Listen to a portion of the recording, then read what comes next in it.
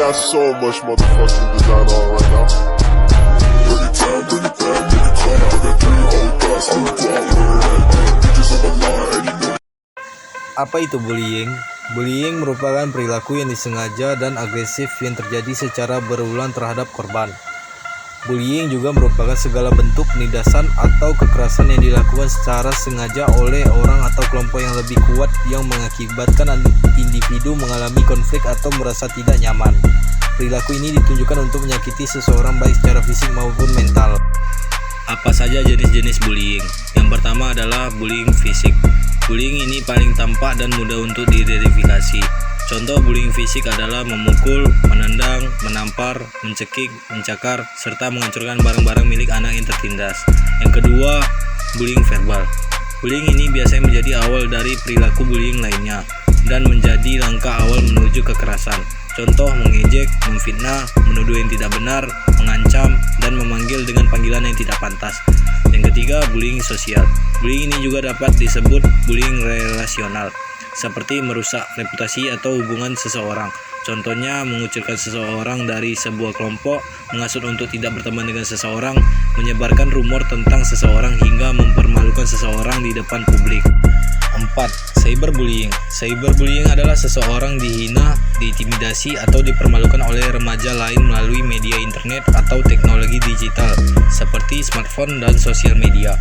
Contoh menggunakan media sosial, pesan singkat, email, atau media digital untuk mengirim pesan yang mengejek, menyebar rumor, mengunggah gambar atau video untuk mempermalukan seseorang. Yang kelima, penindasan seksual.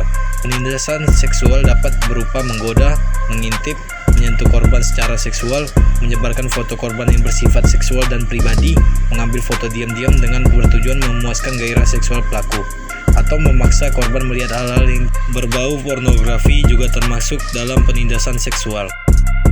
Apa penyebab bullying?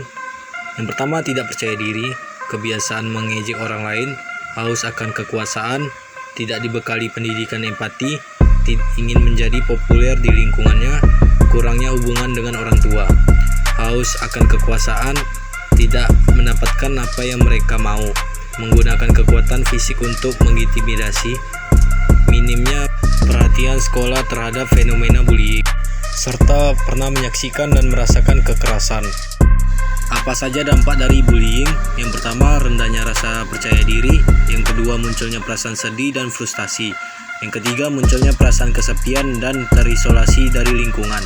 Yang keempat, sulit percaya kepada orang lain. Yang kelima, korban akan mengalami penurunan akademik dan memilih mengasingkan diri. Yang keenam, bullying dapat menyebabkan depresi. Bagaimana cara mencegah bullying?